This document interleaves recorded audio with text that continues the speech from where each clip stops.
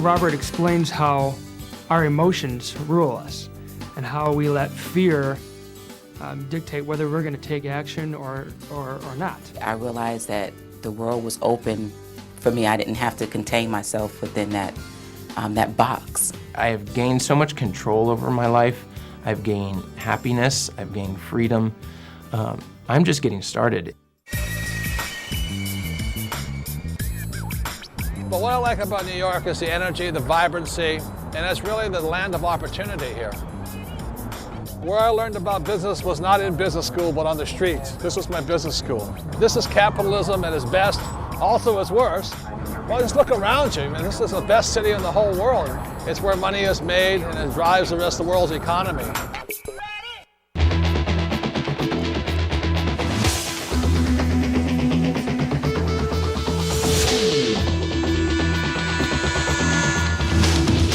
When people talk about achieving their dreams, tonight was going beyond dreams. It's beyond reality. Rich Dad Poor Dad started because when I wrote the book, nobody wanted it. No publisher would take it. Book distributor said it was a joke. Bookstore says, "Who are you? You're not a writer." So we put one copy in a gas station in Austin, Texas, and it took off. It's like I said, now it's in 38 different languages. It went by word of mouth. And then 2 years after we published the book, Oprah called, and the rest is history. When I picked up the Rich Dad, Poor Dad book, the readability of the book caused me to pick it up and not be able to put it down. So I read it from cover to cover almost in one sitting. I really didn't have any concept of really what it took, money, cash flow, how to really make a business work, even though I was running a business. Now I understand the importance of getting the right people on your team. Tonight I'm going to go into the basics of why professional investors make money and why average investors lose money. And I think it'll open people's eyes up as to why the rich get richer and why everyone else is working harder and paying more taxes.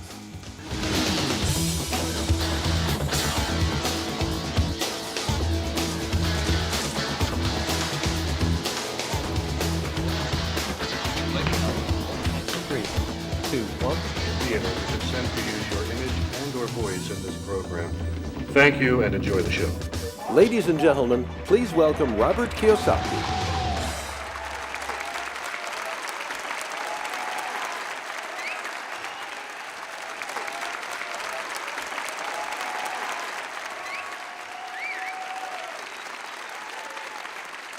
Thank you.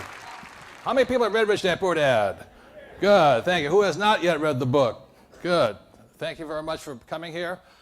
For those who have not read the book, I'll give a little of my background on the book and all this. I was born in Hawaii, and I was born in a little sugar plantation town. And at the age of 18, I won a congressional appointment to the U.S. Merchant Marine Academy here in New York. And so at the age of 18, I came for the very first time to New York, and I was this little hayseed kid straight off the boat from Hawaii. And I still remember walking around the streets of Manhattan. I had blue jeans on, real blue, powder blue. And I had my little powder blue surfer shoes on, and I had a blue and white Aloha shirt on. And I remember walking through some little rough parts of Manhattan, and all these guys are going, "Hey, baby, how you doing?" I said, are they insinuating something here and all this? And I was dressed like a Hawaii kid. And then went out to the academy out here. And I never went back. I came to New York, and I fell in love with this place. It's a fabulous place to live. After graduating here in 1969, the Vietnam War was still on, and I had to make a decision. Was I going to, I had a draft exempt because I was in a non-defense vital industry. I was in shipping. And I had a good job with Standard Oil of California. And yet both of my dads, my rich dad and my poor dad, said to me, is the responsibility of a son to go fight for his country. So at that point, I only worked for Standard Oil for about a month, and I resigned from that high-paying job. It wasn't that much, but it was about $42,000 a year back in 1969. And that's worth a lot more today. But the best thing about it, I only had to work 7 months out of a year. I had 5 months vacation, so it was a pretty good thing. So I resigned from that, and I went to Pensacola, Florida, and joined the Marine Corps. And I became a helicopter pilot. I flew the helicopter gunship, and I went to Vietnam. And I came back from there, and then I went back into business after I got out of the war. So Rich Dad Poor Dad had a big influence on my decision not to go into the world of government where my dad said. My dad was the head of education for the state of Hawaii, very smart man, very well-educated man, and he always said to me, go to school, get good grades, so I can get a safe, secure what? Job. And I said, okay. So when I came marching back home from war in 1974, my dad had been fired. And he was a superintendent of education. At 50 years old, he was fired because he made the tragic mistake of running for lieutenant governor of the state of Hawaii as a Republican. Now, for those who know anything about Hawaii, Forbes magazine calls Hawaii the People's Republic of Hawaii. So my dad actually thought he could make a change, and he ran for office and was wiped out. He was decimated. The problem was he ran against his boss, who is the governor. Very tragic mistake. And he thought no hard feelings, you know. So he went back to his boss and he said, you know, can I get my job back? And the governor says, not only do you not get a job back, you'll never work in the state again in government. So here's my dad, 50 years old. He has no job because he's blacklisted from government. All he ever knew was government. He went into school as a kindergarten kid and stayed in the school system all his life. And at 50 years old, he's thrown into the real world. So I come marching back from war in 1974, and I say, Dad, what are you doing? He says, well, I'm looking for a job. And I said, at 50 years old. He says, what are you going to do, son? He says, you know, I was offered to fly for Western Airlines. I said, I don't want to be a pilot anymore. I've flown enough. He said, you're going back to being a sailor? I said, no, I don't want to be an employee anymore. I don't want to sail. He says, then you're going back to get your master's degree? I said, on the 12th. He said, the 12th of what? I said, never, you know. And he goes, but you got to get a degree, then you get your PhD, you know, and all this stuff. And I said, I don't think so, Dad. He says, but you got to get a job, you know, go back to school so you can get a better job. And I said, but Dad, that's what you did. It didn't work. And he says, yeah, but you got to do that. And at that point, I decided to listen to my rich dad and go into the world of business.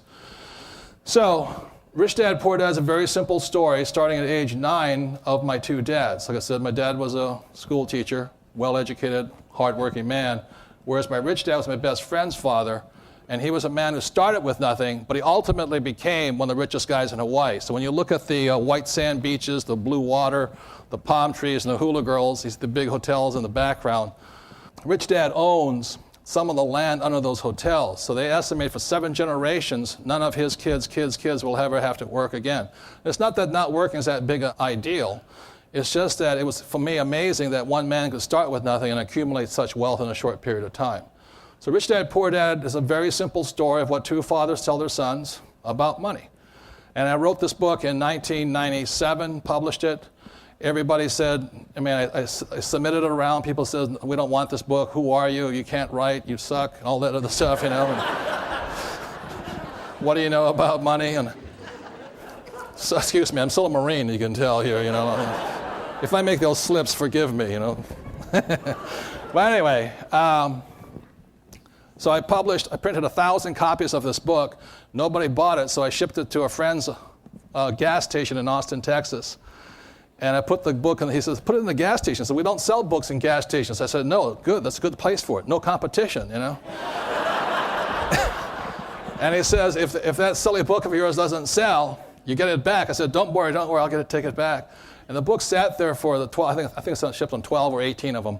And they sat there for a whole week. And he called me up, he said, you're gonna get them back? None have sold. And I said, oh, well, just patience. And by the second week, all were gone. And that's how it started. It went by word of mouth. It's now in 38 different languages, 13 million copies, and it just kept going. So that was the story of how this book got started. Thank you.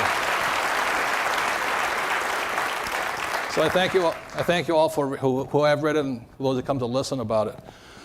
Anyway, another thing that's magical about this book is that I flunked out of high school twice. And here's my dad, the superintendent of education. I flunked out of twice because I can't write, you know.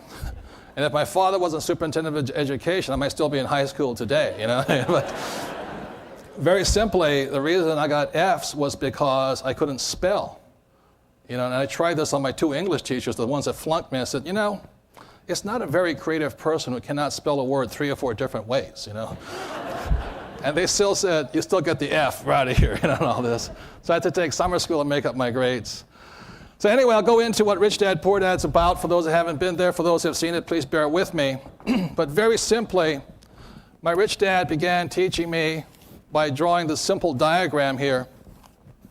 He said, if you want to be a rich person, you have to understand accounting, basic accounting here. So Rich Dad, Poor Dad is a book on accounting, of all things. I was talking to a banker the other day, and he says, what's the book about? He says, it's about accounting. And he was going, that's ridiculous. I said, Arthur Andersen's ridiculous right now. They're supposed to be accountants, and all this. and I said, the issue with Arthur Andersen was people could not read a financial statement. And so it's not so much about accounting, but it's being accountable, accountability, personal accountability. So for those who haven't read it, it's income, expense, asset, and liability. And it's really simple. Started at age 9, started talking to me about all this. And then my rich dad said to me, the most important word in business, if you're going to be a rich person, you must be able to control, and this is the single most important word. What's the word? Cash flow. It's the single most important word you can know. So very simply, my rich dad said to me, he's talking about assets and liabilities, and my poor dad always said, son, our house is an asset. And my rich dad said to me, see, your father may be smart and can read books, but he can't read a financial statement. He says, your father could read financials, he would see that your house is not an asset, it's really a liability. And that's where the problem starts with everybody here. One of the problems is that most of us go through our lives buying liabilities we think are assets, because we cannot read a financial. So very simply, because I was 9 years old, my rich dad said to me simply, assets, put money in your pocket. So what do assets do? Put money in your pocket. That's all they do, whether you work or not. So basically, this is the cash flow pattern of an asset. So when I read a financial, I can see what real assets are, which liabilities are. The other definition of a liability is liabilities take money from your pocket. So this is a cash flow pattern of a liability. It's not rocket science. So simply put, my rich dad said, the house we live in as a family is a liability because every month it takes money from our pocket. Whether we work or not, it flows out. Now I hear people saying, but what if I pay off my mortgage? It doesn't make any difference because it's still a liability, because if you think you actually own your real estate, I think you're in for a shock, because the person who really owns your real estate is the government. It's called property tax. If you just don't pay your property tax, they seize your house here. So at the same time, a house can be an asset if it simply puts money in your pocket. So as a young boy, I knew, starting around the age 10, 12, or 14, I knew I was going to be a rich person simply by understanding the difference between assets and... They deny it. They don't admit they have that fear. How many people have had a chance to read Cash Flow Quadrant? For those who haven't, I think this is my most important book for anybody out there looking to make changes in their lives. Because this book gave me a greater direction, where I was going to go, what I was going to do. And what the quadrant is about, for those that haven't read it, the quadrant is very simply about the 4 people found in business. So I would sit there with my rich dad, and he says, E stands for employees. S stands for self-employed or small business or specialist. B stands for big business, like Bill Gates or Michael Dell. And Forbes defines it as 500 employees or more. And I stands for investor. The point my rich dad made is all 4 of these quadrants attract 4 different kinds of people. They're not the same people. He says you can tell by the words, the vocabulary they use, whether they're employee, big business, self-employed, or investor. He says an employee will always, whether they're the president or janitor of the company, they will say the same words. And the words are, I'm looking for a safe, secure what? Job with benefits.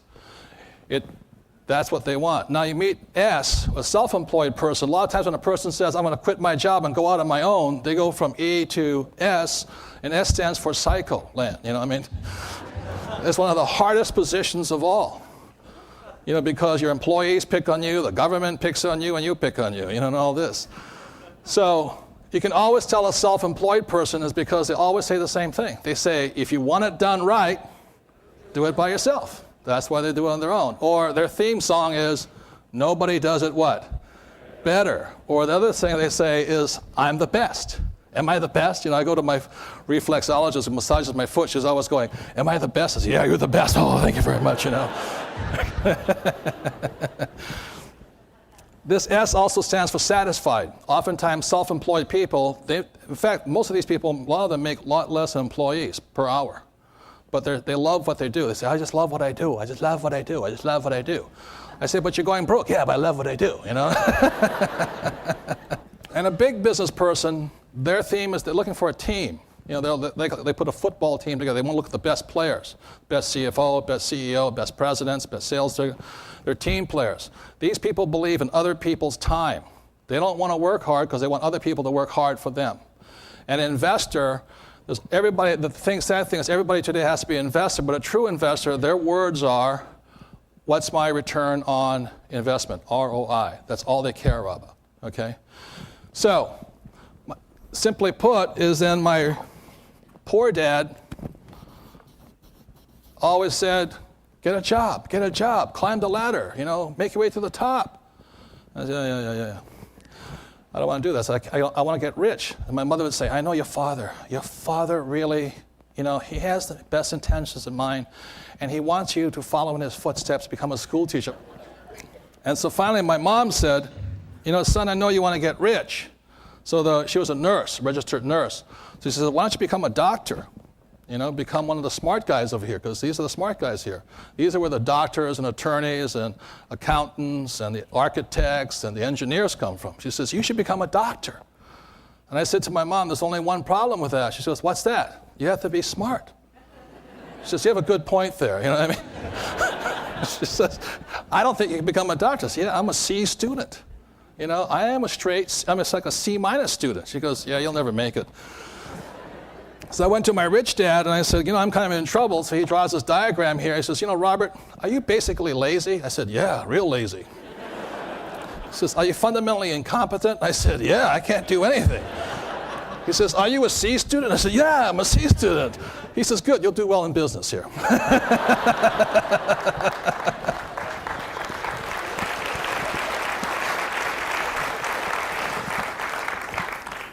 So, there's a saying in my book, these are the A students, these are the B students, and these are the C students here.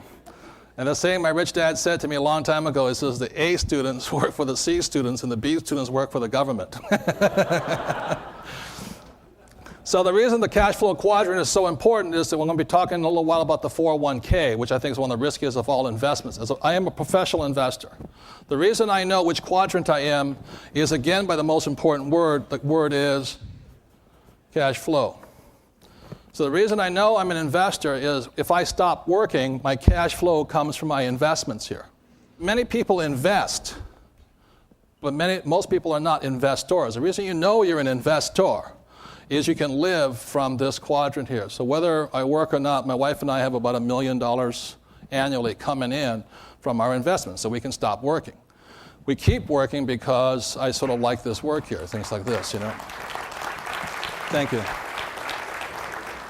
The problem with the 401k is people are putting money in and they're not getting any back. So they're investing, but they're not what? Investors, because the cash is flowing out, not flowing in here, and that's the definition here. The reason this quadrant is important for those who are willing to make changes here is because if you're going to make a change, you may want to change from here to here, or here to here, or here to here. The message is, in the book, is that at the core, you're different people. These people value security, and that's why they want job security. These people value independence. These people value teamwork, and these people value laziness. They want to work. They want their money coming back here. So I'm going to ask to do something a little bit different because I really personally did not like school. I graduated from the U.S. Merchant Marine Academy here at Kings Point. I have a Bachelor of Science degree, which stands for BS, and other than that, but I really didn't like school simply because I wasn't learning what I wanted. I remember I said, why am I studying poetry? I said, because it makes you a better human being. I said, why not study money? Make me a better human being. And they wouldn't talk to me. The other thing I didn't like about school was that every time at test time, I wanted to cooperate. You know? And what did the teacher call cooperation at test time? Cheating, you know? And yet, that's the world of the school. See, these guys here, they're the good students here. They don't cheat. They do things on their own. These guys are a bunch of they cheat over here. And you're going to find out tonight how true that is. The rules are different for all 4 people. The tax laws are different for all 4 people. The rules are different, big part of it here. So one of the things I learned, if I wanted to be a business owner, I needed to talk, I needed to communicate, I need to have other people around me. So I'm going to be doing something different. One of the things that my rich dad taught me is that the reason your poor dad is poor is that he takes tests on his own. So he says, you know, every day we have money problems. We all have money problems. If you're rich, you have money problems. If you're poor, you have money problems. The difference is how we handle our money problems. And my poor dad handled his money problems by sitting there all by himself, talking to no one, because he would be cheating if he talked. I'm the man of the house, leave me alone. I said, yeah, but Dad, you're an idiot. You don't know anything about this. Well, leave me alone here. And just because you're a man doesn't mean you know anything about money, you know. Most women know that, but they don't tell the guy that. And my rich dad did it differently. He cooperated. He sat around with his banker, his accountants, his attorneys, his real estate brokers, his financial planners, you know, his insurance agents, and they would talk. And twice a month, I saw him do it. He would sit, he owned several restaurants. He would sit at his restaurant table, buy a lunch for all of his advisors, and he sat down and he showed them his financial statements. And he says, tell me what I'm doing. And he got the help of some of the brightest minds around. In other words, my rich dad, being a C student, got help from the A students here. And he sat there, and that's where he got his education from. He said, I got the best education of all because I surrounded myself with smart people. But my poor dad said that was what? Cheating. And he did it all on his own here. So tonight I'm going to ask you to cooperate or cheat the way you look at it. In a little while I'm going to ask you to talk amongst yourselves. I'm going to ask you a very simple question. What did your mommy and daddy tell you? You know, it'd be this, this, this. Did they talk to you about money here like this? And did your mommy and daddy, were they poor people, middle class people, or rich people by their cash flow patterns? That's the question. So I'm going to ask you to talk amongst yourself because today there's so many people in here that I don't have time to answer questions. And so by talking amongst yourself, if you have a question, the person sitting next to you can help them. Say, well, the idiot said this about this thing, you know, and I don't agree with him, but this is what he did. So you can help each other out. You talk, you can clarify. But the important part, we're starting simple right now. At the second half of tonight, we're going to go into much more complex financial things. And you're going to need help. If you sit there by yourself, you may miss some very important points. 2 minds are better than what? 1, except in school. It's absolutely ridiculous. So being a C student, I surround myself with the smartest people I can find. So I'm going to give you 30 seconds. Every so often, I'll give you this 30-second break. You can talk amongst yourselves and all this. It brings your energy up. You can take a break. I can cheat my notes, look at what I'm going to say next, and things like this, okay? So turn to somebody next to you and talk for about 30 seconds. What did your mom and daddy say about money? Were they rich, poor, middle class? And which quadrant are you in? E, S, B, and I. Ready? Go. So I remember as a kid, my mother would go to the shoyu factory, the soy sauce factory, where they made tofu. And this was growing up in Hawaii, it's a little sugar plantation town. And the way my mother tried to save money was by feeding us cheap food. And we had money, but she was cheap. And she always wanted to save and save and save. So she would go and buy the waste product. In other words, after they made the soy sauce and after they made the tofu, there was this byproduct. That's what they sell in health food stores now is health food. But in those days, just threw it away. So my mother was actually making us healthy by eating cheap food. But I just still remember the whole mentality of our family was poor. Even though we made more money than most families, the mentality was poor. There was always this fear of never having enough money. And so that's why, you know, a lot of times I think that it really affected my thoughts as a kid, and I wondered why we had to live in such fear of not having enough money. It didn't make sense to me. Now, my dad was a great teacher. Like I said, you know, he was a straight-A student, but he never expected his children to be. I don't think any of the children were really academically bright. And my dad always knew that each kid has a different gift. So even though I flunked out of high school twice, and my father was the boss, he never really got upset with me. You know, he just said, you'll find your own thing later on in life. But little did I know that I'd already found what I was looking for, starting at the age of 9, by having my rich dad, who was my best friend's father, start to teach me. And I always wondered why people were poor. It didn't make sense to me, or why people lived in fear of money. It made no sense, or why you had to work so hard for it. So that's why I was, as a kid, starting at age 9, I started looking for some answers. Thank you. Good. Some of you are getting into it. That's good. Some of you, I can still tell the A students, I said, I'm not going to talk to anybody. I'm going to do it on my own. Okay. How many people had a chance to read prophecy in this room? Good. Thank you. I wrote this book. It's called Rich Dad's Prophecy. It's why the biggest stock market crash in history is still coming. The reason I wrote Prophecy is because what's really been concerning me is in 1974, President Gerald Ford signed into law what was called ERISA, Employee Retirement Income Security Act. So he signed it into law. Today we know it as the 401k. What was really disturbing me, and the reason I wrote these books, was that law in 1974 was a shift from a defined benefit pension plan to a defined contribution, i.e. 401k. In Australia, they're called superannuations. The world follows America. Japan started one back in 2000, I think. They call it a 401k. In Canada, I think it's called an RRSP, and in Singapore, it's called a CPF.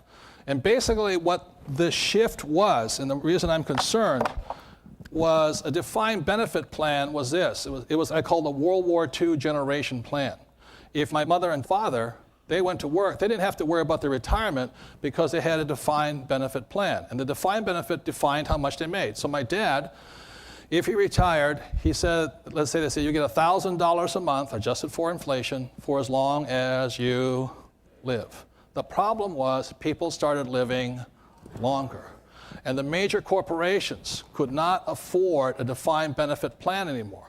So the retirement was very expensive. Like we just saw recently, General Motors, their defined benefit plan is underfunded by some 20-something billion or something billion dollars. You got to sell a lot of cars to make up $27 billion. But the other thing a defined benefit plan had, it had medical. You see, so my mom and dad never had to worry about medical because a defined benefit plan covered it.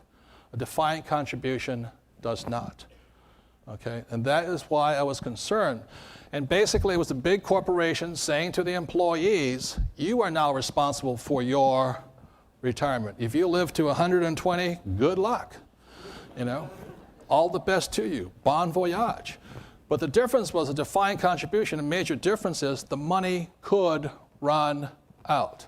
By definition, the contribution was only what you contributed, if you contributed, and what your employer contributed. So let's say you're 85 years old and you run out of money, it's sayonara. We don't have to worry about you anymore. Now, you can always get a job. McDonald's is always hiring. You know, there's no problem there. But you don't want to be 85 years old and out of money. So that's what really spurred me. I said, I should write this book because I knew certain things. So the big flaw in the defined contribution is you can run out of money. The second thing, there's no medical attached to it. I hear financial planners say, don't worry, when you get older, your living expenses go down. What they don't tell you is your medical goes up. And so people can be hung out to dry at 85 or 65, whatever the case may be. And the other part about it is if the market crashes due to volatility, you can get wiped out here. This people, my mom and dad, didn't have to worry about market volatility very simply because it was not their problem. It was the company's problem.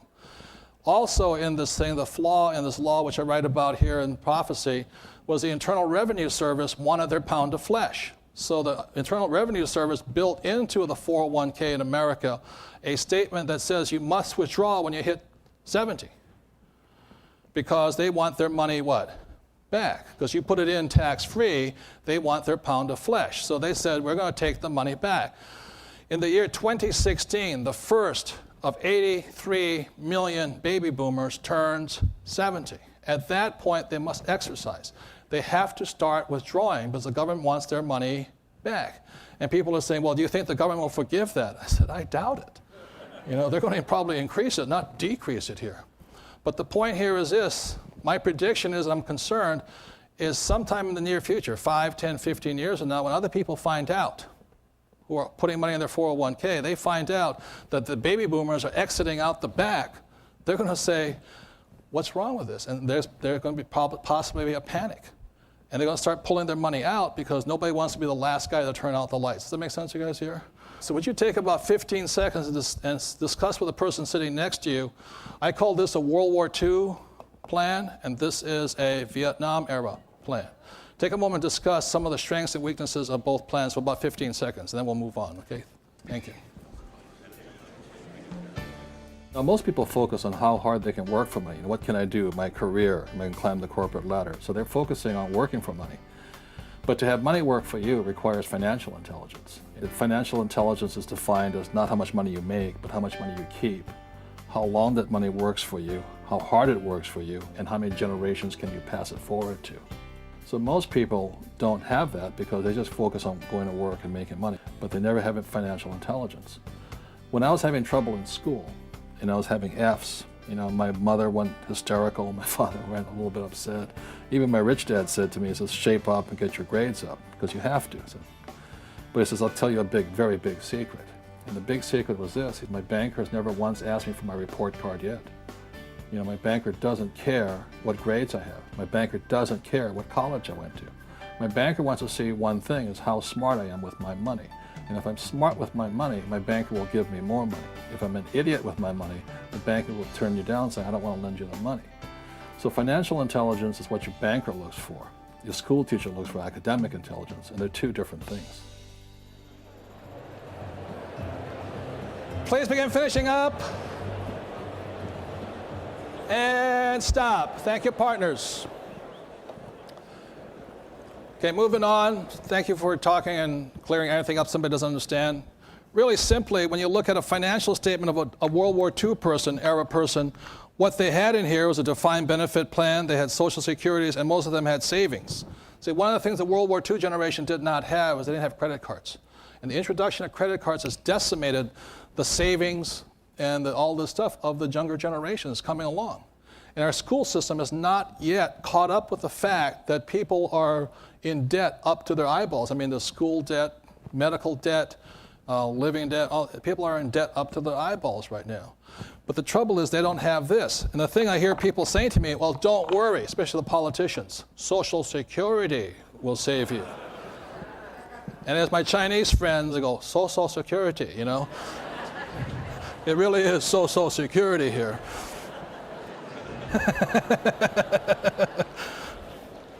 So the good news is the World War II generation's in good shape, but they passed the problem on to us. So I'll show you this demonstration over here. I think this is 12. 2, 4, 6, 8, 10, 12. This is 12 books here. Back in 1950, what date is this? 1950, this is what it looked like for the World War II generation. They had 11 workers for every one recipient of Social Security. So they didn't have to worry because it wasn't that expensive, So they got the all this stuff. Plus they had Medicare, Medicaid, thanks to Johnson and all those guys. There was one more thing the World War II generation had. They had Social Security, but they also had a defined benefit pension plan. So this person here was in really good shape. They had the rest of the workers to take care of them, the younger guys, and they had the defined benefit pension plan. So that's what it looks like. Then what happened is by the year 2000, it had gone to this here. So this is what it looks like today. Okay? So there's 9 to 3. There's 9 workers for every 3 recipients. Now, I want to show you what the year 2025 is going to look like. The year 2025 is going to look like this. You're going to have 1 recipient for every 2 workers here. That means Social Security tax for this to have the same benefits as this, or actually as this, has to go up by 25%. They have to increase Social Security tax on the workers here. The thing I'm going to find out in the second half is the rich don't pay the Social Security tax. The workers do. It is really, really rotten here. So I'll show you again, this is 1950. This is the future, 2025. And there's one more thing. These guys, if this is defined benefit pension plan, these guys don't have it. And that's why I wrote Prophecy. We have a financial dilemma coming up here in just 25 years. And every time I hear a politician say, don't worry, I shall save Social Security, I said, you must be a magician. So, anyway, would you take a moment to discuss why I personally, how many people in this room are not going to count on Social Security? You know what I mean? Good. So would you please take a moment and discuss what's going on here and some possible solutions. The only solution I can see is raise taxes, and I'll say it one more time. The rich don't pay this tax, and I'll explain the second half. So please discuss that really quickly.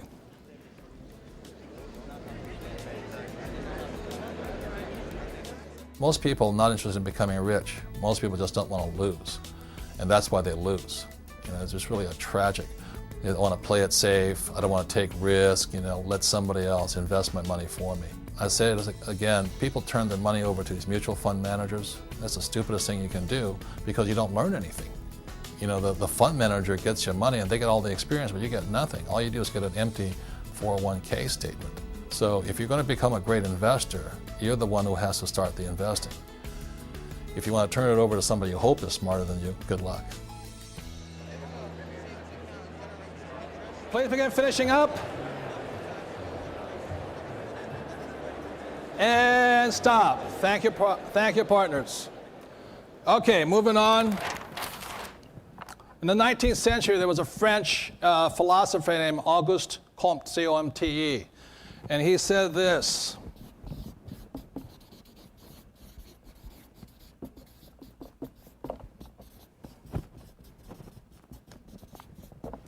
demography is what? Destiny. In other words, how can I predict the future? And the way I can predict the future is look at the demographics. It's really that simple. What's really going on with the population as they age and move along? Some people say, excuse my artwork, this is a snake. They call it the pig and the python, okay? And this little pig over here is called the baby boom generation. There was this big boom because Johnny came marching home from war and they had sex. They had a great time over here. So a few years ago, it was initially 1946 to 64. At the start, there was 75 million baby boomers, but due to in-migration, it's now up to 83 million in this category. So it's going through the python like this big thing. So this caused the boom in housing prices, consumer goods, credit cards hit them, and all this stuff. So the problem is, when you look at this thing, if you look at the stock market went up in 1980. It started going up because the baby boomers, due to a 401k, again signed into law in 1974, they started to come in. Now, the same thing that caused the boom, which we just fell through in 2000, is that pretty soon, in 2016, by law, they will exit. Okay, and that's sort of the problem. Now, the problem is not big a deal because there's more kids coming along and all this, but they may not be as stupid as we are, to put up with this stuff here. So this is the thing, and the problem with a big 401k, and I look at it as a professional investor, is the problem with it, we all know this, except the guys who wrote the law. The problem with a 401k is it never took in market forces. And with all markets, markets go up. This is called a bull market. So all markets move in 3 directions. How many directions? 3. This is number 1. It's called a bull. When the market moves down, it's called a what? Bear. 3 directions. In the next direction, it goes sideways, and that's called a channel market. Okay, very simple here. Now, as a professional investor, I love bull markets. What they say is the bull comes up by the stairs and the bear goes out the window. And what that means, the bull market comes up very, very slowly, and then this time it was year 2000. When it hit, it dropped like a rock. That's the problem with bulls and bears. The reason I can predict a stock market crash is because I will guarantee you markets always go in 3 directions. Markets always go up, markets always go down, and markets always go sideways. As a kid, I used to surf. This is a wave here. Every year, waves come up and waves come down. It's economic cycles. I will guarantee you there's going to be a crash. I'll also guarantee you there will be a boom. It's market cycles. Predicting a crash is no big deal. Absolutely no big deal. Anybody can do it because it's part of economic cycle.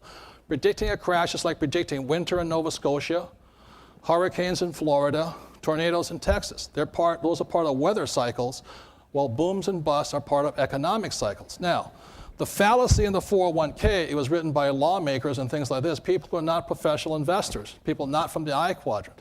So a 401k does exceptionally well here. Okay, it does well in a bull market. It does horrible in a bear market. So what happens is they say, well, on average, don't worry, the market goes up. That's true, but it comes down so quickly that the average investor in the last, from 2000 to 2002, lost 35% of their value in just 2 years. Something that took 20 years to accumulate was wiped out in 2 years. And the fallacy is they don't think these bear markets exist. The Enron guys, they got wiped out, and some of them got wiped out entirely. There was one guy who took early retirement. He's now 68 years old. When he retired, prior to the Enron crash, he had $2.2 million in his 401k. After the Enron crash 1 year ago, it's now down to $6,500. So he wrote into one of these famous financial planning magazines, I won't mention his name, they asked him for their advice. They said, invest for the long term. This guy is out of time. He's out of time. They said, no, buy and hold, invest for the long term, market will come back. What they don't tell you is when the market goes into a sideways channel, it may stay down for 10 to 20 years.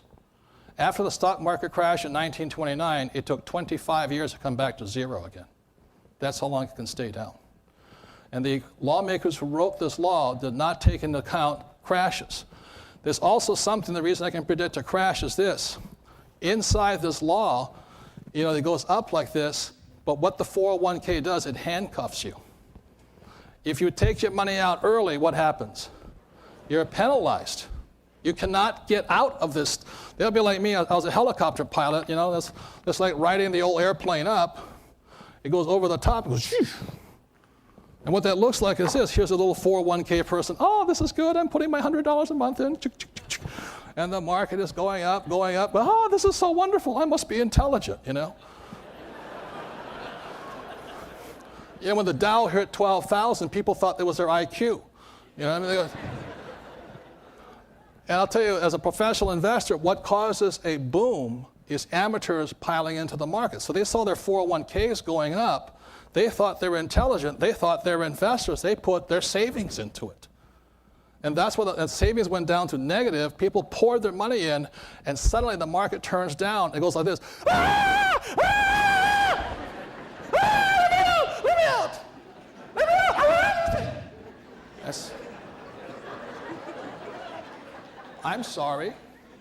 If you take your money out, I'll penalize you.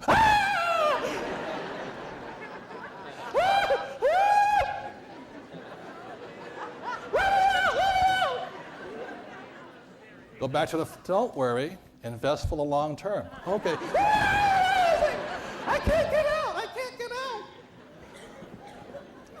Don't worry, the market comes back on average. Am I right? The stupid law handcuffs you to the airplane.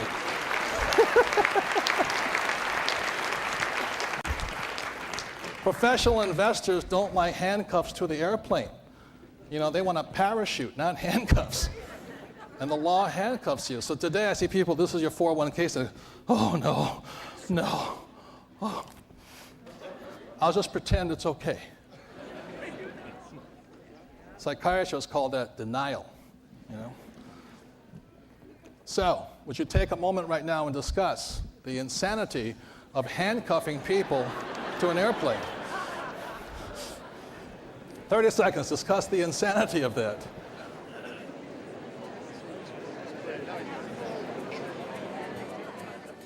I think one of the things that we develop as we grow older is our emotional intelligence. We all have fear, we all have doubts, we all have lack of self-confidence.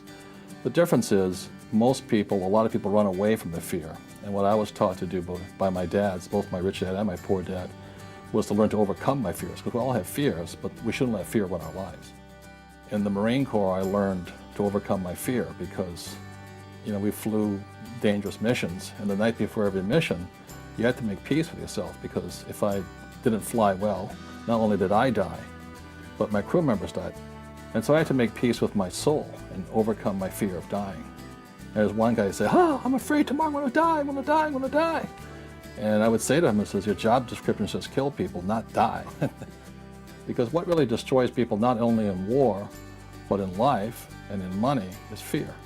And if we never learn to overcome our fears, that's why people are not successful. And so when I came back from Vietnam, my rich dad said to me, if you're going to be a business owner, the number one skill you have to have is you have to be able to sell. Whether it's you're selling your products, you're asking investors for money. And my problem was I came back from Vietnam and I could kill people, but I couldn't sell them anything. And so I'd overcome my fear of having people shoot at me. But now the new fear was, how do you go and knock on the door and say, hi, I'm here to sell you something. And the fear of rejection is one of the greatest fears all of us have. And that's why I went to work for the Xerox Corporation when I came back from Vietnam, was to overcome my fear of knocking on the door and the fear of being rejected. Please begin finishing up. And stop. Thank you, partners. So a couple more points, okay? This thing comes down here. What did all these people shift their, because the mutual funds allow you to shift your money. They now shifted into bonds down here at the bottom, getting what, 2% short term, maybe 5% 30-year. That's ridiculous. You see, buying a bond at the bottom is just as insane as buying high tech at the top. You should have been buying bonds when they were paying 7% and not buying it when it's 2%. You ass backwards, scientific term here. But don't worry, don't worry. Human nature, you know what's good about human beings? They have short memories. And maybe around 2004, 2005, it'll chug along here for another couple of years, and then it'll go chick, chick, chick, chick, chick, chick, chick, chick, chick, chick, chick, chick, chick, chick. And maybe till 2008, then all the people who forget will climb back in. They think their IQ went up again. And then it'll go, Yahoo! And then it'll be, ah! Let me out, why am I in this stupid thing? So don't worry, there's another boom coming, but there's also another what? Bust, I guarantee it. Because it's part of economic cycle. It has happened throughout history. Another piece of good news is this, is that the studies have shown for the last 300 or 400 years, if a person lived to 75 years of age, he went through 2 recessions and 1 depression. Okay. So my parents, the WW2 generation, the good thing for them is they went through their depression early in life, right? The Vietnam era generation, they're going to go through it late in life, because if it happens approximately every 75 years, let's see, the last depression was 72 years ago. And so that's what the good news here is, the rich will get richer and the rest will be depressed. They say a recession is when your neighbor loses his job, and a depression is when you lose yours.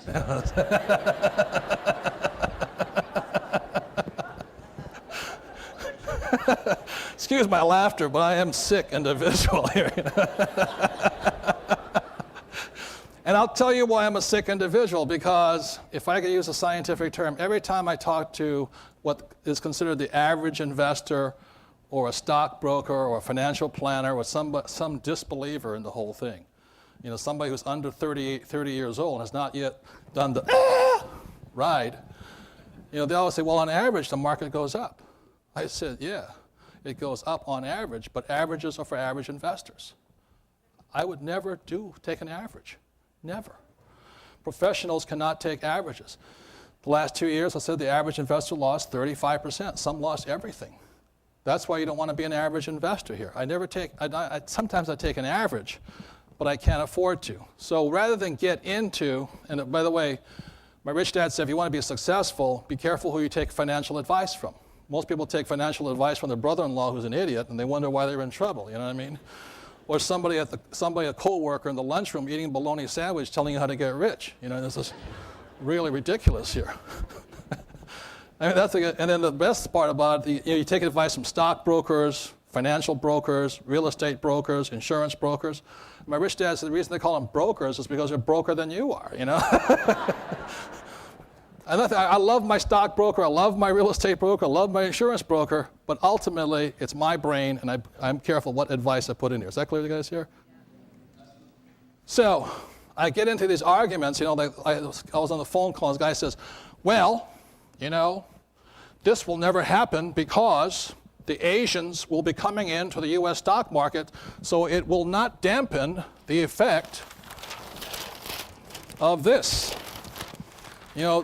As the baby boomers exit, the Asians who are dummies will come in here. And the South Americans and the Mexicans, they're going to jump in here. So that's good news here.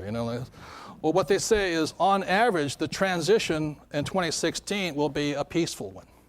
Oh, that's good, okay. So that's the standard line of BS, blue sky they hand out here. Professional investors cannot take that advice. So I'm going to give you, I think, 4 tips tonight of how a professional investor looks at this here, okay? And rather than get into, like I said, the scientific term, a pissing match with all those guys, I'll just tell you how I look at it. Excuse me, I'm still a Marine, but I sit there and argue with people. My rich dad said, if you argue with an idiot, there's now 2 idiots. You know what I mean?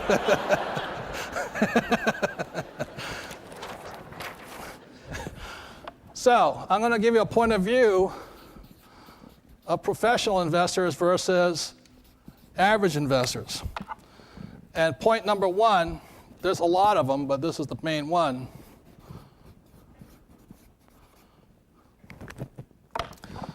Professional investors know markets go up and down. Okay? Professional investors do not care if markets go up and down, simply because a professional investor will make money going up as well as coming what? Down. They don't care. When I say there's a market crash, and I hear people start hyperventilating on me and, you know, seeing Aztec temples or something, whatever they see. You know, I know they're an average investor because they've taken a position that the market has to go up. A pro doesn't care what's up. Another thing, too, is the rule of a professional trader is don't take a position. I never say the market's going to go up or down. I don't really care. Because the moment you say it's going to go up, then you have to psychologically be right. I want to prove I'm right. And that's when you get stuck. So pros never take a position. Is it going to go up and down? So I don't care. See? Average investors care, pros don't care. That is a very big difference, because I can make it in all directions there. Please discuss that really quickly, 15 seconds.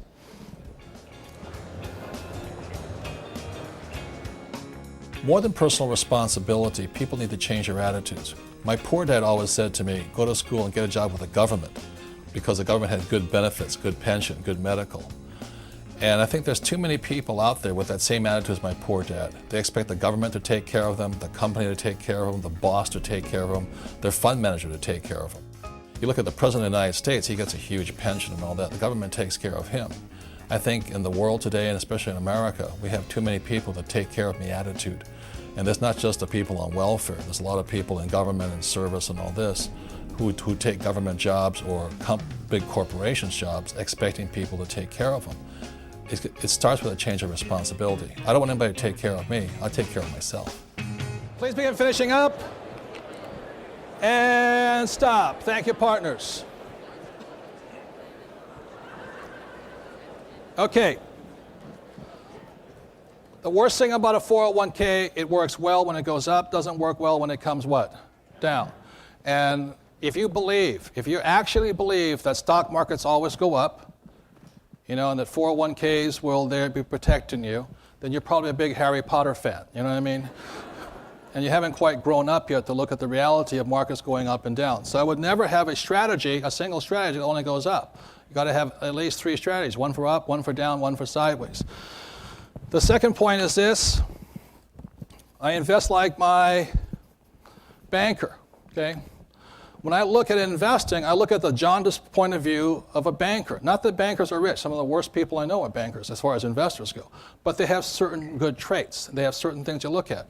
For example, if I went to my banker and I asked my banker, would you loan me $1 million to put in my 401k so I can retire? What's the banker going to say to you? No, it's too risky. And yet the government puts everybody into a 401k, something a banker would not lend you money on. Ask your banker this: would you lend me money to buy mutual funds? Answer again is no. Okay, no, because they're too risky. Now, if I go to my banker and I say to my banker, will you lend me money to buy real estate? Generally they say what? Yes, at least they'll look at it. They'll come talk to you, but they won't talk to you for 401k or mutual funds. That is absolutely ridiculous. So one of the reasons I get richer quicker is very simply, I don't use my money. You know, the middle class, like I said, they have different values. They believe in saving money and getting out of debt. The rich don't believe that. They say borrow. Because what you have to know, there's good debt and there's what? Bad debt. The middle class is stuck in bad debt. The rich have good debt. But when somebody says it's good to save money and get out of debt, I say this to them.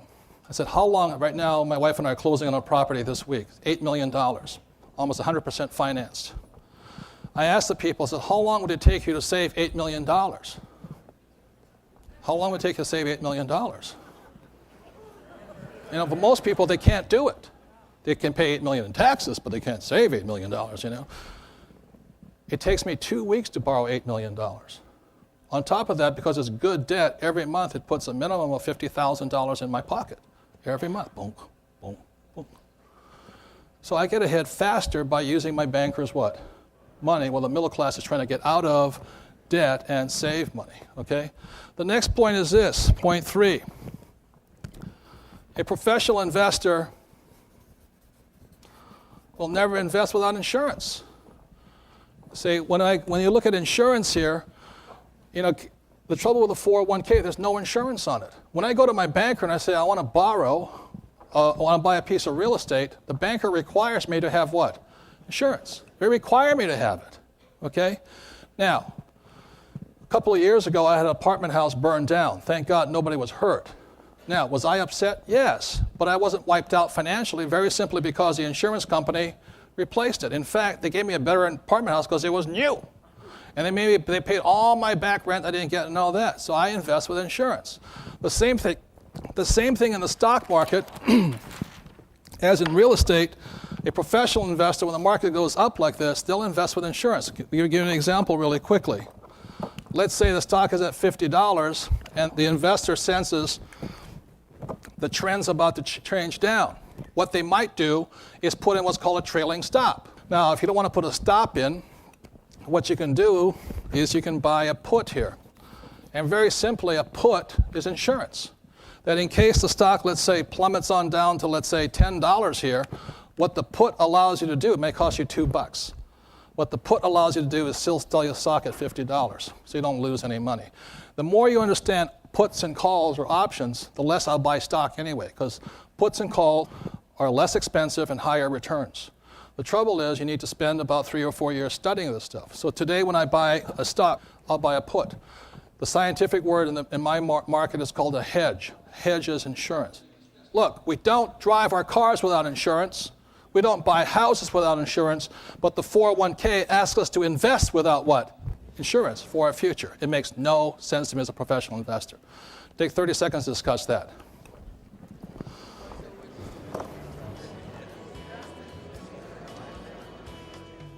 When people say I don't have time to invest, I know they don't really think like an investor. I'm investing in my head. I mean, so I can be talking right now to this camera, but in my head I'm still doing a deal. Right now I am putting 2 deals together, one to sell, one to buy. So most of the time I'm in my head. Investing takes no physical time, investing takes mental time. The other message I have for people is this: if you want to become a good investor, you have to start off a bad investor. If you want to be a good golfer, you start off a bad golfer.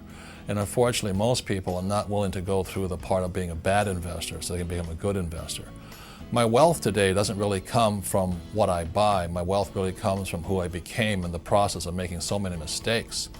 Our Maker, God, Allah, Muhammad, Buddha, designed us to learn by making mistakes. And unfortunately, the school system teaches people not to make mistakes. And so they don't make mistakes. And if you don't make mistakes, you don't become good. And that's a tragedy. Please begin finishing up. And stop. Thank you, partners. So let me ask you this. People who invest in 401ks and all this, put their money in 401ks, what kind of insurance do they tell you to do? What do they tell you to do to protect yourself from crashes? Diversify. I call it diversify. I mean, spread your risk so thin you don't get any gains in it. I'll say this much. Professionals insure or protect. Average investors diversify. It is not a good strategy from a professional point of view. Now I want to say one thing. I'm not saying get out of your 401k. I am not saying that. It's still, for the average person, it's still the best. That's all you got. So if you want to become a professional investor, there's a thing called education that needs to be done.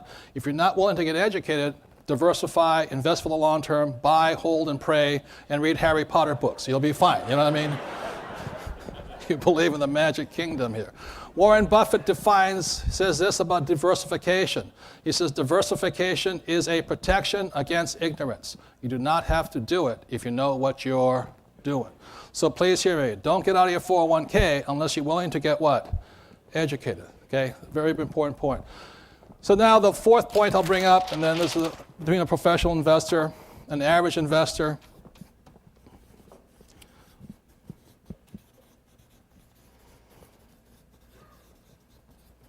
It's called a money-back guarantee.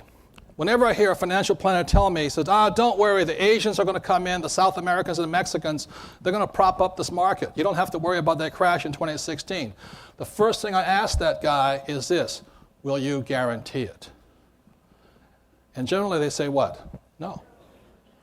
They say, well, the market always goes up. I say, will you guarantee it? The answer is what? No. They will not guarantee it. So that any way you want to detect BS or blue sky, just ask them for a guarantee. Ask them if they'll give you your money back. And if they don't, you know it's blue sky. Look, when I go to Sears, I don't like the product, they what? Give me my money back.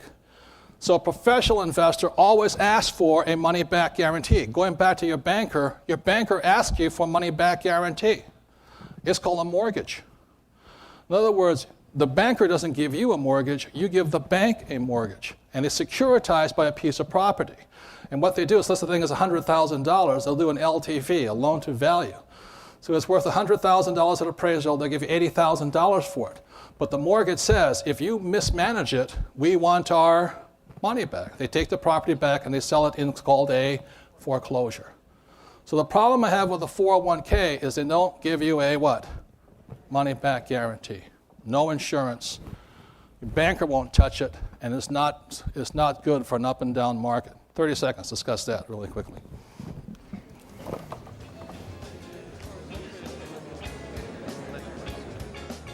So a lot of people have this idea you have to go to college to be rich, and going to college is okay, but you don't learn anything about getting rich in college. And my rich dad oftentimes said to me, he says, if going to school made you rich, then school teachers would be millionaires. So going to school doesn't make you rich. It's what you learn after school that makes you rich. And in fact, what I say to most people is that if you want to get rich, you don't get rich at work, you get rich at part-time. What are you doing in your spare time? And most people are kind of wasting their spare time. Look at the number of people like Michael Dell, founder of Dell Computers, richest man under 40. He started Dell Computers in his dorm room when he should have been studying. Henry Ford started Ford Motor Company in his garage. Hewlett-Packard started in their garage. And most multimillionaires didn't get rich at work, they got rich in their spare time. It's what they did after school or after work that makes you rich. And stop. Thank you, partners. So ladies and gentlemen, I'm not blaming this problem on Wall Street, the stock market, or that. I think the problem of this fiasco right now is found in this word here, education. Our school system is still in the dark ages. It can barely teach people to read and write now, much less teach anything about money. And I think it's going to cause a lot of pain and heartache. Man, they didn't pick up on the credit card, they sure didn't pick up on the 401k.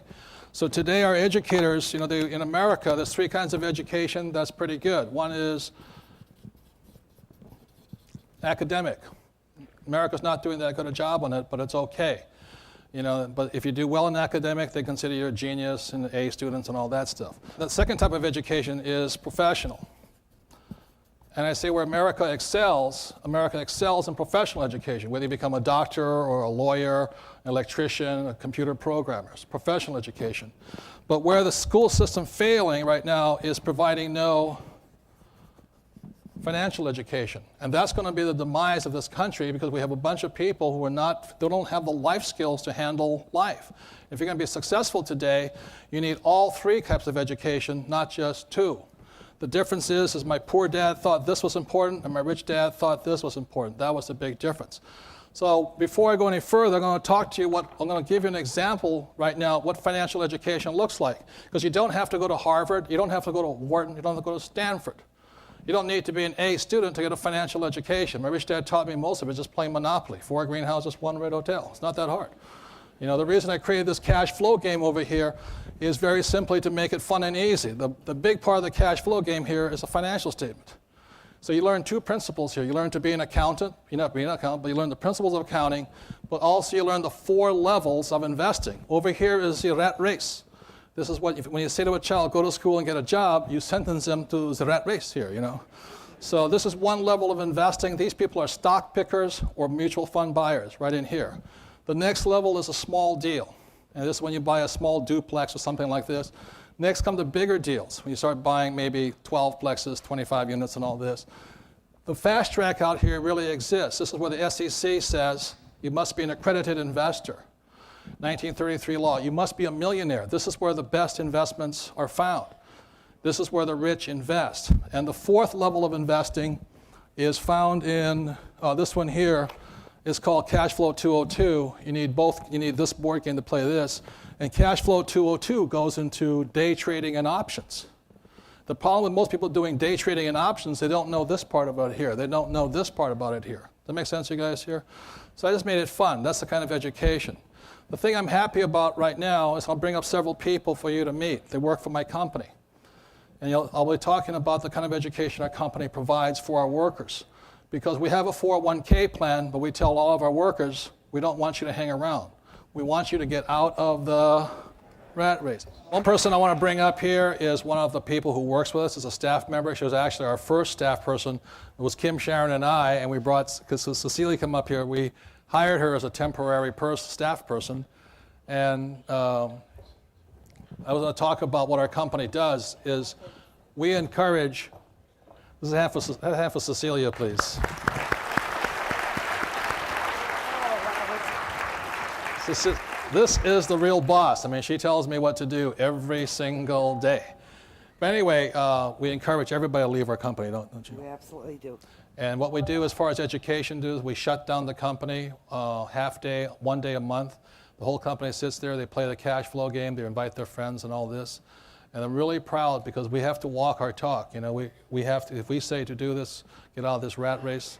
And she was the first staff member, and she's the first staff member who can now quit her work for us, right? You're out of the rat race. I'm out of the rat race. And what?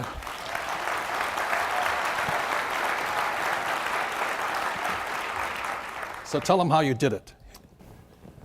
Well, I've been with the company 4 years, and I've been sitting in that back room of the seminars and listening and listening and listening because I get to go to the seminars. And I finally went home and told my husband, George, I can't keep coming back there and walking away empty. I'm listening to this, I'm all gung-ho, but I get home and I just freeze. I'm like, I'm too afraid, I'm too conservative, I can't do this. And so we finally last year decided we've got to do something, because my husband's a lot older than I am, he's in his 50s. Even though we were high school sweethearts. And we always thought by now we'd be able to retire. I mean, completely retire. And we have not been able to. And even though our children are grown and we've done everything the right way, the way we were taught to do it. So now Robert's teaching me how to do it his way. It's a lot better. Yeah. So what did you buy? I mean, look, there's a million ways. You don't have to do it my way or this way. There's a million. This mind is unlimited if you open it up to potential. That's what the game is designed to do, open it up to potential. So how was your way of retiring early? Well, we looked at franchises and we looked at a lot of companies. We took almost 8 months of market research. And we ended up buying a laundromat because it was something that it could run itself while I'm over there taking care of Robert. But eventually, as we get older, we hope to buy 3 this year. Because once we got the paperwork and we sat with it and we spread it out, in a couple of years, I can totally retire if I want to. Actually, I could retire today if I want to. But I just like a few more nicer things. But financially, I could retire right now. Yeah, that one laundromat made more than what we were paying you, right? Which doesn't speak highly of what we pay, but we had benefits here. I wasn't going to bring that up, Rob. But we might talk about that later. Yeah. And you can leave our company, but you choose to stay, right? Oh, yeah. I learn so much every day. Not only were they helpful answering my questions, but just the atmosphere, the people. You come home every day questioning again, okay, what more can I do? I'm hyped up again. Yeah, good. And that's really important. Good. Give her a hand. Thank you very much.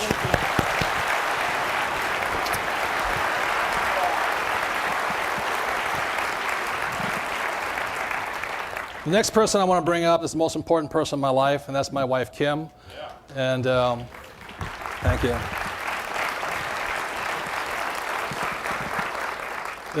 I mean, she was one of the first, she and I were homeless back in '85. We had no money. People kept saying, why don't you get a job? And the reason we didn't get a job was because we were going from here, to here, but we didn't want to go backwards.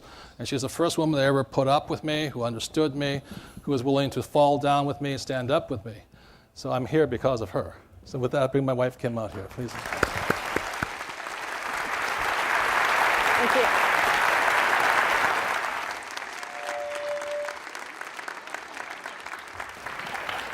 There's just so much passion in the sister thing like that. But I know she didn't marry me for my money because I didn't have any.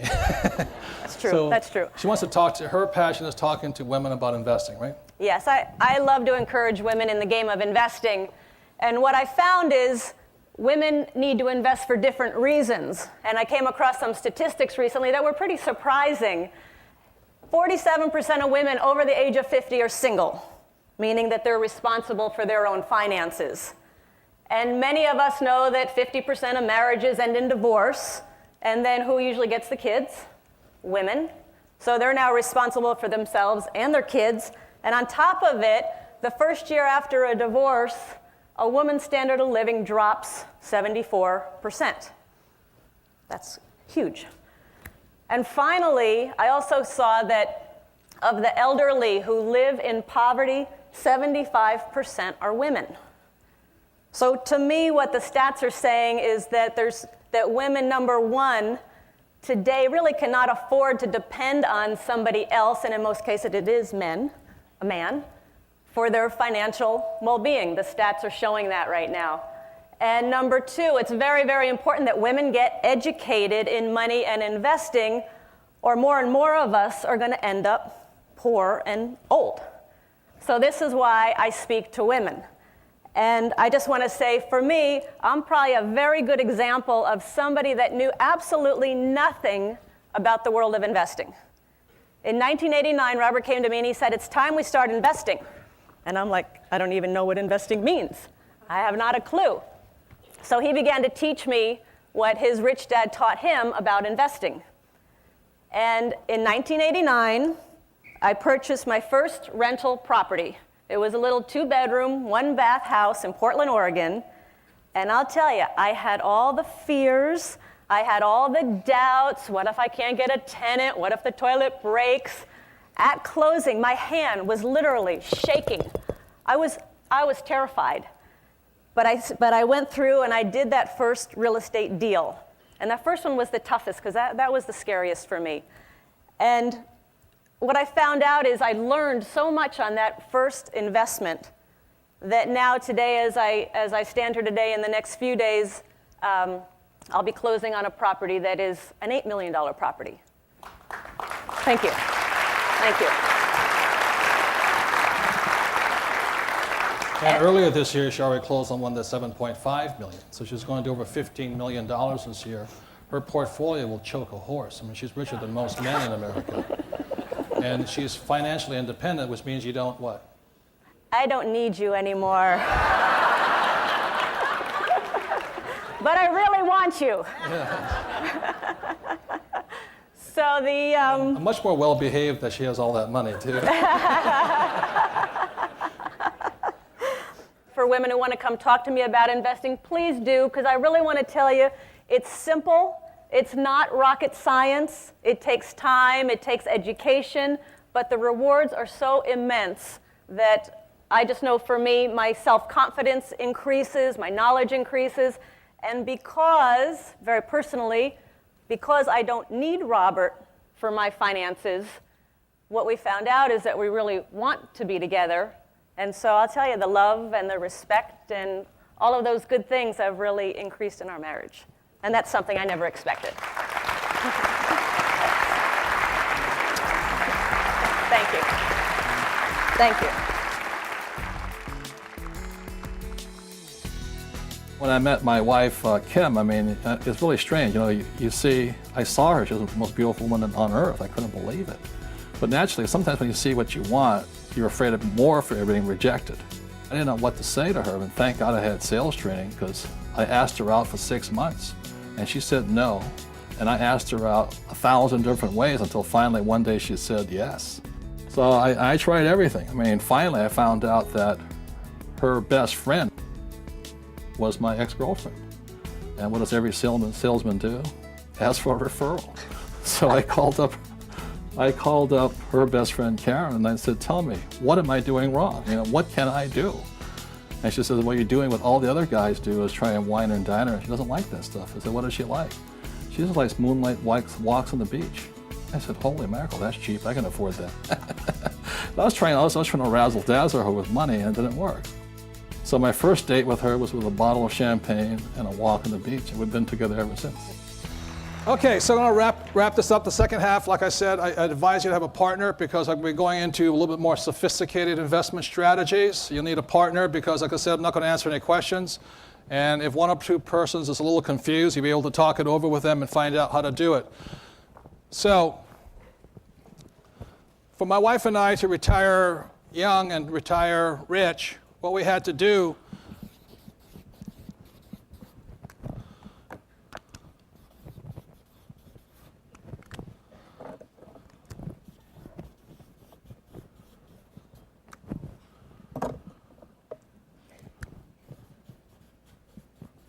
Okay. Very simply, we had to have a goal. We had to have a plan, choose our products, and we had to have skills. Now, it was very simple for Kim and I. Well, I misspelled goal. I thought you can't spell. I told you I'm a creative person, and I'm really a designer at heart here. So our goal was a very simple goal. We started in 1985, and our goal was to have $100,000 a year or more coming in whether we work or not. And so that, if you look at the game sheet over here, this is passive income of $100,000. It was added to regular income. Our total expenses at that time, we lived in a very modest house. We paid $117,000 for it. And our total living expenses were approximately $3,000 a month. So we had let's say $100,000 coming in and $36,000 going out. So we could live very well, and we kept investing and stuff like that. It's not really big stuff. So we started in 1985, and it took us 9 years to achieve this. And our plan was very simple.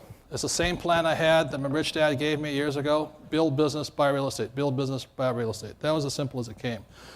The reason I build a business first is growing up in Hawaii, real estate is extremely expensive like it is out here in New York. Many people can't even afford a house because low-income housing in Hawaii starts at $385,000. And the average per hourly wage is $5. So the differentials, they can't afford it. And even apartment houses are so expensive, so the only way I could afford to buy property in Hawaii was start a business because my income was unlimited there. So when I talk to young people about, I can't afford a piece of property, I say, keep your daytime job, but start a part-time business. And today there's network marketing and things like that, a lot of these franchises. There's a lot of businesses you can start. Like Cecilia came up here, she bought a laundromat. She buys 3 of them, she triples her income without working that much harder. So there's things you can do. So I like business and buying real estate. So it took me 9 years. It took Kim and I 9 years. Then I retired, I took 2 years off. And then we said, well, that was pretty easy. Let's set another goal. And the goal was then $1 million a year without working. And that took us 5 years to achieve. And the reason it took 5 years to achieve was basically because it was the same plan and the same skills. The benefit of staying in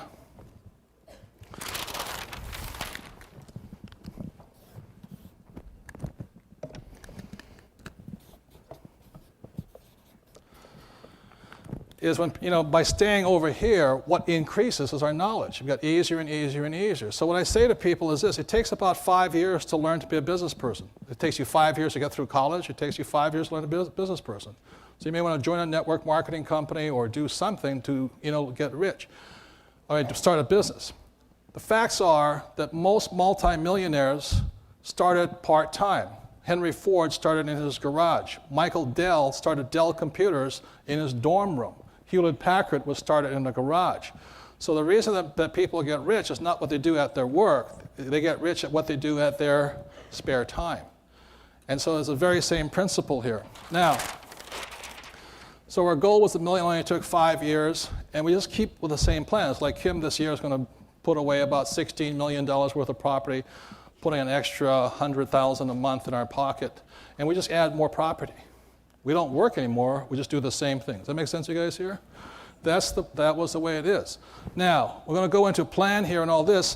One of the biggest things I hear from people is they go, oh, I got $10,000. What should I do? And so what they're focusing on is a product. You know, should I buy stocks? Should I buy mutual funds? Should I buy bonds? You know, should I build a business? And really what they should ask themselves are, what are my what? Skills, what is my plan, and what are my goals? So I get nauseous. It's the most common question I have. I got $10,000. What should I do with it? I'm going, holy mackerel. You got to know your skills. And when it comes to skills, it's really simple. The people who are S's over here, they have a really hard time because they think they have to do it on their what? Own. And that's the problem. So what you have personal skills, and if you don't have the skills, being a C student, the thing I learned is, but just because I don't know how to do something doesn't mean I can't find somebody on my team who has the skills. So if I don't have the skills, I hire somebody who does. Does it make sense, you guys here? So that's what my rich dad taught me. Never say, I can't afford it or I can't do something. Because nobody can do everything except people who are S's think they have to do everything. I just get different skills depending upon different products, different plans, and different goals. My rich dad said there's two ways to get rich. You get rich by being greedy. How much money are you going to make, you know, and what's in it for me, and what you're going to give me. And he said the other way you get rich is by being generous. You know, give and you shall receive. Most people are focusing on receiving versus giving. You know, how much pay raise am I going to get, or what's my salary, what are my benefits, rather than saying, how can I be of most contribution? It's really simple. You want a smile, you give a smile. You want a punch in the mouth, give one first, you know. Give and you shall receive. So the world is, the word is karma. What you put out does come back, and I trust in that. I want to say one more thing for the people who like to save money, okay? As I talked it earlier, as a professional investor, this is one of the tips here.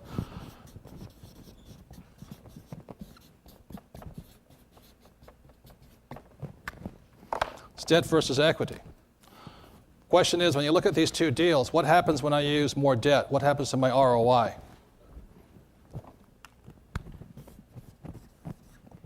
Cash on cash return. When I use more debt, in other words, I borrow more money, what happens to my return? How many people think it goes up? How many people have no idea what I'm talking about? Okay, I want you to hear something, guys. That is the most expensive thing you can know right now. If you don't know the difference between what happens when you use debt versus equity, see, the problem with the 401k are using debt or equity. Equity, money. You're using your money. So the more equity you have, your ROI actually goes down. And the more debt you use, your ROI goes up. So when I say to people, I get a 50% return, they go, oh, you're a liar. I said, no, you're a loser. And the reason I can jump my return so high is because I'm not using my money, I'm using my banker's money.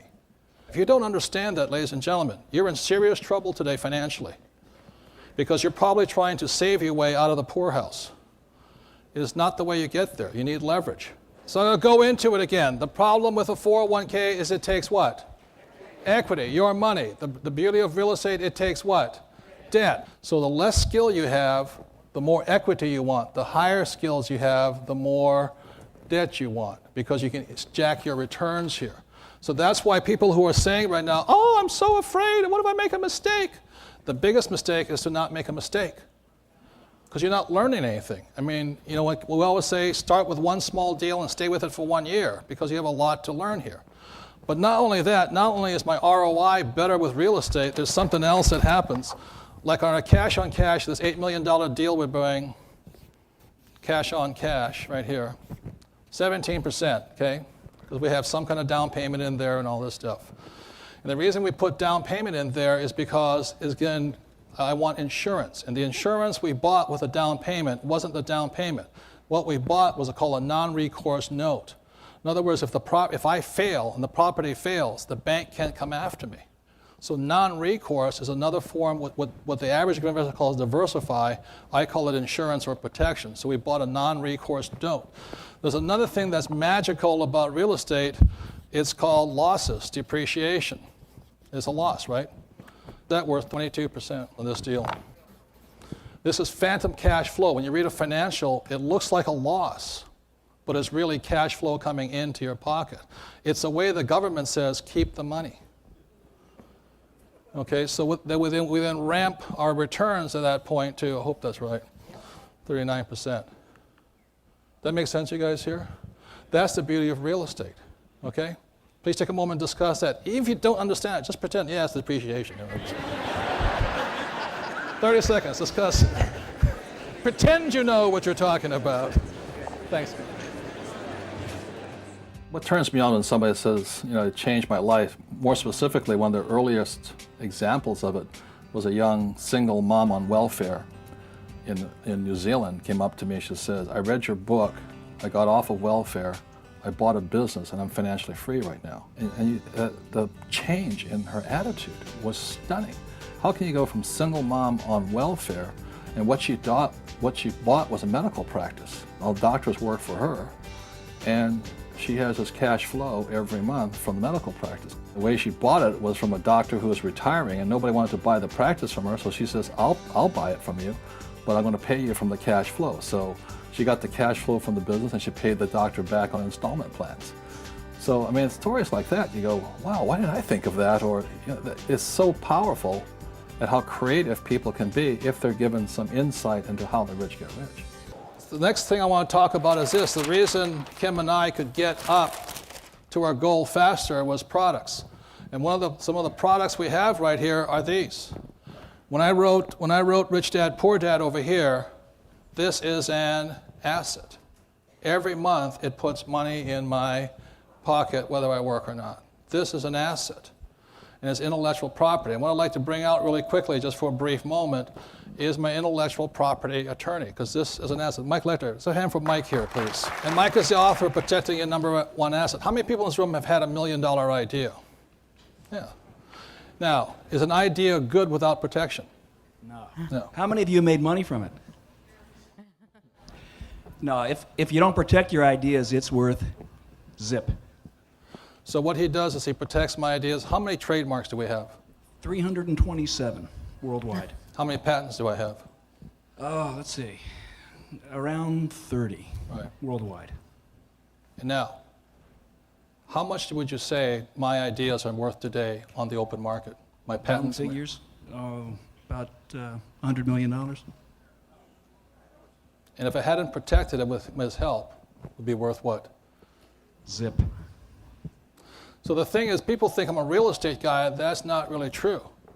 I'm a products guy, and I can change the product. Most people, the only product they have is a mutual fund. I can do real estate, businesses, ideas, patents, trademark, and all this. I took the word Rich Dad, which everybody knows, gave it to Mike. He put a trademark around it, and it's worth millions of dollars. Does that make sense, you guys here? For those of you who have patents or ideas or things you want to protect, he's a guy, because if he hadn't protected it, it'd be worth what? Zero. Thank you. It's a hand for Michael here. And it's a thing called legal entities or corporations or things like this. So what happens here is this. Here is Rich Dad. And over here is MC. That stands for the Magic Corporation. Okay? The rich use corporations. My poor dad want everything in his name. I want nothing in my name. I want everything held either in a corporation or a partnership. Okay? So here's my Magic Corporation. So what I have over here is I have royalties from my patents and trademarks. I have a very small salary. Why don't I want a big salary? Taxes. I don't want to say, oh, a paycheck, keep it away from me. Oh, evil, evil. And what I'm trying to do is flow royalties to this Magic Corporation. 85% of the income is from real estate passive income. But there's other kinds of passive income called, with royalties and patents and trademarks and all that stuff. And like the Magic Corporation suddenly has down here what's called a limited partnership, okay? This is the structure. And in this little limited partnership sits my real estate. You never want to hold real estate in a corporation. You don't want anything in a corporation. You want it in a partnership. So with that, These things here are protection. Like I said, these are in my insurance packages. The average investor diversifies, the rich person insures or protects. With that, I'd like to bring up the author. He's my advisor. This is Garrett Sutton. Let's have a hand for Garrett here, please. By the way, what school did you go to? University of California at Berkeley. And you played rugby there, right? I did. And we played rugby against each other at Boston. Let me, you can see who won. And then you went to law school at where? The University of California's Law School in San Francisco, Hastings College of the Law. Yeah. So what can you tell us about this little diagram here and why it's important and all this stuff? Well, let me ask the question, does our current system encourage litigation? Yes. 1 in 3 Americans is going to be sued. I'm from Nevada. Those aren't good odds. You need to protect yourself, and there are a number of entities to do that. There are 6 entities for doing business. I call them the good, the bad, and the ugly. The bad is a sole proprietorship. You are not going to do business as a sole proprietorship because your assets are exposed. And most people, when they go in business on their own, form a sole proprietorship. That's right. They think it's easy, but it offers no protection. The next entity is a general partnership. That is an ugly entity because you are exposed not only for your mistakes, but those of your partners. You're both personally responsible for everything. In other words, if Sharon and I are partners, if she did something like hit somebody in the crosswalk, I have twice the liability and half the rewards. So they can come after me through this general partnership and after me. So we never... I won't even set up a general partnership for people. But most accountants recommend general partnerships or sole proprietorships because they don't understand the attorney side of it. Okay, or so there are 4 good entities: C corporations, S corporations, limited liability companies, and limited partnerships. And they're not hard to form. They're not hard to maintain. But by doing so, you'll have protection. You will protect your assets. The other question I always ask, the battle between is a Delaware corporation and Nevada corporation. Why a Delaware corporation? Well, Delaware is great if you're a Fortune 500 company. They have a well-developed body of case law. So, the larger corporations will go to Delaware. And the little guy goes to? Nevada. Why? Privacy and taxes. In Nevada, it's the only state in the union that doesn't share shareholder information with the IRS. If you want privacy, Nevada is the place to be. Now, can even a New Yorker form a Nevada corporation? Absolutely. We let New Yorkers in. Can a person from Bangladesh form a Nevada corporation? Right. Anywhere from around the world. We deal with clients from around the world. So you don't need to apply for U.S. citizenship. All you do is go to Nevada and form a U.S. corporation, which is technically a U.S. citizen. Correct. Right. Thank you very much here. Give a hand for him. Thank you. Now, let's bring out Sharon Lechter right now. Okay, Sharon and I are partners. We make equal amounts of money. Equal. But Sharon will pay twice the amount of taxes than I. Say thank you, Robert. Yeah, thank you. She pays not 10%, 100% more in taxes. 100%. Is that correct? That is correct. Tell them why she will pay 100% more in taxes than me. You're a CPA. Yes, sir. Doctors, attorneys, architects, engineers. Professional people do not have the same brags as the C students. In 1986, the government decided the more education you have, the more taxes you should have to pay. So that's why we go back again to this. There's not one plan that fits all. There's not one product that fits all. These are assets to me. My losses are assets. I mean, if I have enough intelligence, I can turn anything into an asset. I can turn a bad piece of real estate into assets, good into, things like this. But the thing you want to know is you have to come up with your own goals, your own plans, your own products, and your own skills. And I choose to hire and hang around with very smart people because I was a C student. And the government takes pity on C students and gives them the best tax breaks of all.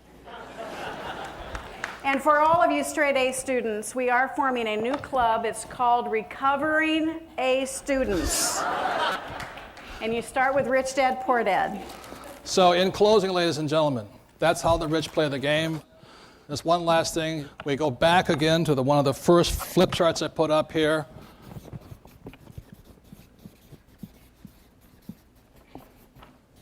Demography is destiny. In other words, what is happening demographically is our destiny. Taking the 2000 census, they found out there's 281 million Americans today. By the year 2025, they could be as high as 381 million of them.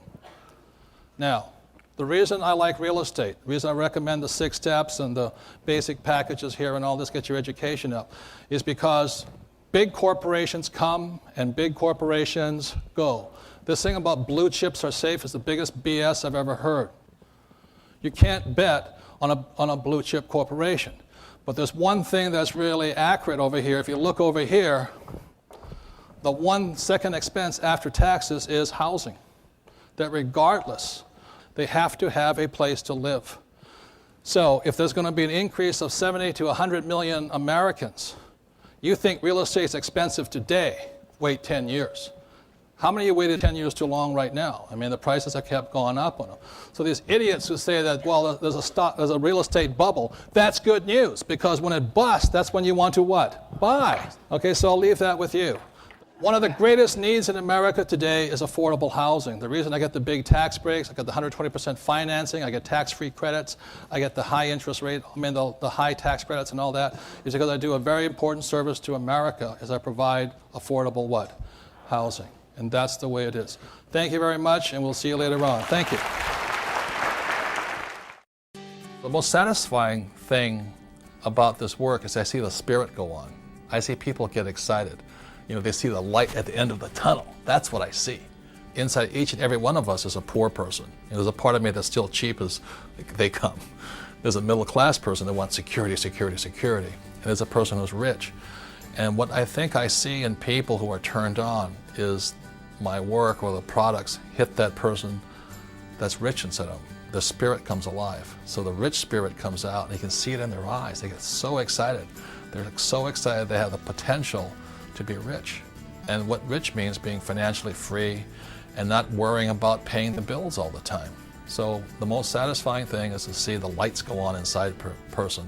The spirit comes out.